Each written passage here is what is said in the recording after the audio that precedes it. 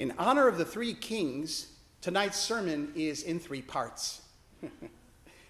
Part one is freely borrowed from an Epiphany reflection that my husband William gave to a high school student assembly a few years ago. He shared it with me this week in case it proved helpful with sermon prep, but frankly, as you know, knowing William, its eloquence and simplicity simply cannot be improved upon. So I offer it here to you. Yesterday was the 12th and final day of Christmas. Today is the feast of the Epiphany, which celebrates the coming of the three magi to the Christ child. The magi, traditionally called kings, but actually astrologers, believed, like all ancient people, that the stars provided relevant, important signs. Traditionally, the three magi are portrayed as representing the three ethnicities of all the peoples of the earth, to highlight that Jesus had come as the Messiah, not just for the Jews, but for all people. God's all-embracing love is for everyone. The gifts of the Magi, gold, frankincense, and myrrh, had mystical meaning. Gold symbolized Jesus' kingship, frankincense, his divinity, and myrrh, a sweet-smelling resin used to preserve corpses, portended Jesus' death. All three gifts of the Magi express their epiphany of who this child is and what he is destined to do. Epiphany, from the Greek epiphanein, entails a sudden realization, a moment of enlightenment when an inner meaning rises compellingly to the surface. So the Magi pursued a perilous pilgrimage, which they believed would culminate in their discovering the deep meaning of the cosmos. Yet the star led them to a humble babe in arms. How could it be that the star led them to a helpless baby? Could this possibly be what they thought they would find? Would or could this child give their lives purpose? This is the epiphany that struck them. God, who comes to us in the humble, in the vulnerable, in the fragile, assumed a human nature and became a man in the form of Jesus Christ. This humble, vulnerable, fragile incarnation shows that the real reign of God is the self-giving love that makes us vulnerable. The truth is that there are epiphanies of the love of God for all of us. It matters not what the nature of our faith journey happens to be. God finds ways of revealing and manifesting his love for us.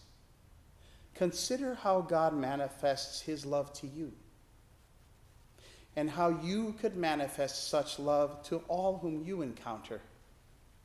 Identify what acts of kindness, however seemingly small, you could offer as a gift. In so doing, we would transform the world and bring the inner meaning of the cosmos to the surface. May it be so in this new calendar year. The second part of tonight's sermon is also not mine, but I have always wanted to do this on the Feast of the Epiphany, to read T.S. Eliot's poem, Journey of the Magi, in its entirety. So if you like, you can close your eyes and just listen, or follow along with the insert in your bulletin.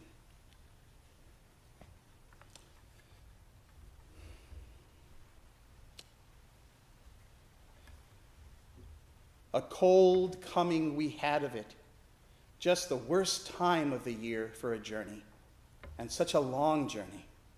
The ways deep and the weather sharp, the very dead of winter. And the camels galled, sore-footed, refractory, lying down in the melting snow. There were times we regretted the summer palaces on slopes, the terraces, and the silken girls bringing sherbet.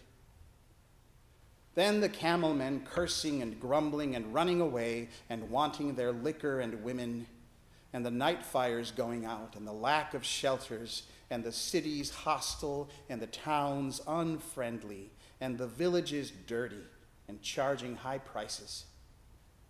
A hard time we had of it.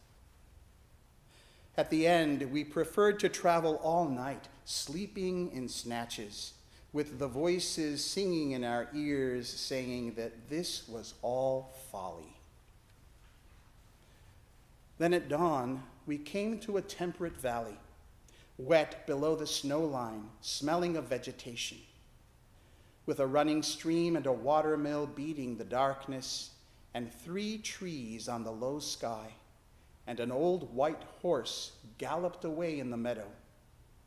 Then we came to a tavern with vine leaves over the lintel, 6 hands at an open door dicing for pieces of silver, and feet kicking the empty wineskins. But there was no information, and so we continued and arrived at evening, not a moment too soon, finding the place. It was, you may say, satisfactory. All this was a long time ago, I remember, and I would do it again. But set down this. Were we led all that way for birth or death? There was a birth, certainly. We had evidence and no doubt. I had seen birth and death, but had thought they were different. This birth was hard and bitter agony for us, like death, our death.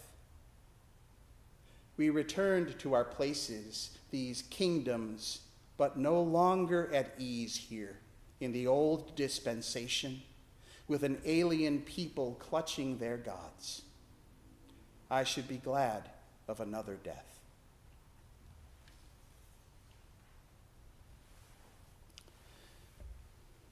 And this final part of the sermon is mine. In years past, on this feast of the Epiphany, I have focused, as we all do, on the arrival of the 3 wise men at the manger, just like we see at our creche here this evening. Their gifts, the fact that they represent the Gentiles, the non-Jews, having an encounter with God, and being gifted the good news right from the start, so that we might know that Christ is for everyone, everywhere. But tonight my thoughts are on the journey, on the going there. This melancholy tone of Eliot's poem almost gives you the sense that they regret having made the trip at all, despite the fact that the narrator says, and I would do it again. Because what happens is when they arrive at journey's end, they finally comprehend that the deep mystery of the cosmos is the love of God. It courses through everything in a mystical yet palpable way. And just like those 3 magi, once we know this, we cannot unknow it. And that knowledge of the love of God both transforms and ruins our lives. Because before, in the old dispensation, the old ways of being, we could be careless, eat sherbet given by silken girls, or whatever your equivalent of that is. We could revel in our ignorance of the deep truth of the cosmos. We could clutch our alien gods of selfishness or self-betterment or what have you. But now, having seen God manifested in this Christ child, and having known the love of God through others in our lives, we can no longer pretend ignorance. Like the Magi, our former palaces that once brought us pleasure, we now know are an illusion. And we become dissatisfied with anything less than epiphany and transformation through God. Because we have made the journey. We have seen God's love. The journey of our own life. The sad things that taught us sacred lessons. The joyful things that revealed divine love. And so, with that same grateful regret of Eliot's Magi narrator, we too should be glad of another death. Glad of the death to our old self that comes when we visit the Christ child and realize how beloved we are of God, and we strive to live up to it. But glad, too, of the death that may one day release us from such great responsibilities as these. You know, it is an awesome privilege to be a priest.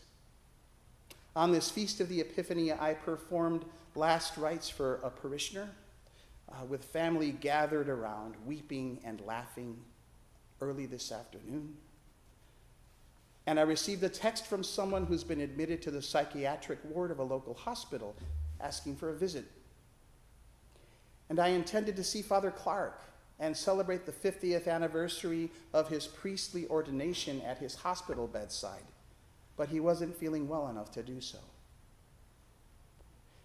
It is a gift, and we're all priests in our own way. We have these moments. It is a gift to be with someone in these intense life moments, but it is both and awful and awful. Such is the gift and burden the Magi returned home with, and their life was never the same again. Such is the gift and burden we carry, who love God and follow Christ.